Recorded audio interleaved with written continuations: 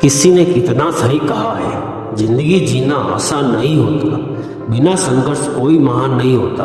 जब तक ना पड़े हथौड़े की चोट तब तक पत्थर भी भगवान नहीं होता। एक बार एक किसान भगवान से बहुत ही नाराज हो गया।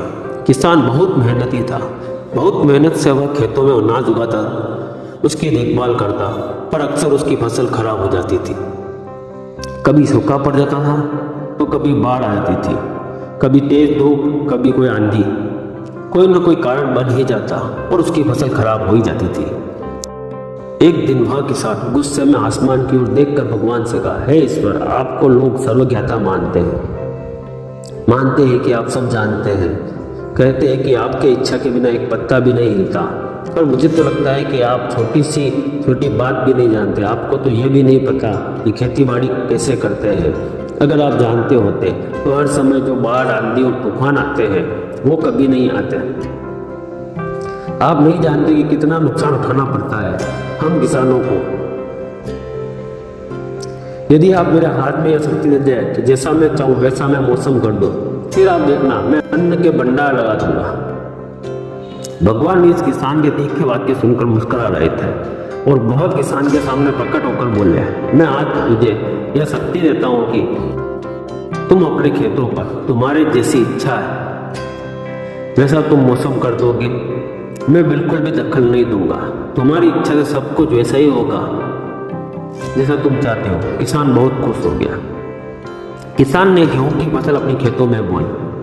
जब उसे लगा कि खेतों को धूप चाहिए तो खेतों को धूप मिली, जब पानी चाहिए तभी पानी बरसा।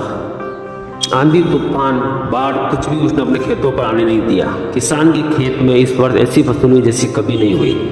हरी भरी लहलहाती फसल, मन ही मन वह बहुत खुश हो गया और सोचने लगा, अब सबूत के साथ दिखाऊंगा भगवान को कि इसे कहते हैं शक्ति का सही उपयोग। मेरी सफलता देखकर उन्हें अपने नियम जरूर बदलने पड़ेंगे।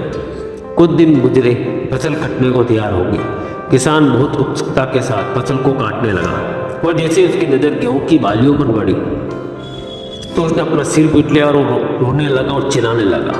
गेहूं की एक भी बाली के अंदर गेहूं का एक भी दाना नहीं, सारी बालियां अंदर से खाली थी।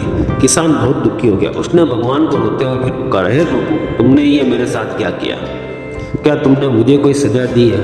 तो भगवान बोले, पुत्र, ये तो होना ही था। तुमने पौधों को संघर्ष करने का मौका ही नहीं दिया। तुमने तो उन्हें आंधियों से जूझने भी नहीं दिया, तेज बारिश से सहने भी नहीं दिया और ना ही इन्हें धूप में तपने दिया।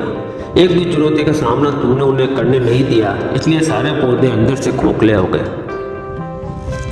जब आंधी, तूफान, तेज बारिश और धूप पड़ती है तभी ये पौधा अपने अस्तित्व को बचाने के लिए संघर्ष करते हैं और इसी संघर्ष से एक बल पैदा होता है जिसमें शक्ति होती है और ऊर्जा होती है। और यही ऊर्जा पूर्ति तेरे गेहूं के दानों की तरह जो नहीं टूटी, तूने उन्हें कठिन परिस्थितियों से गुजरने ही नहीं दिया जहाँ उनके अस्तित्व का जन्म होता।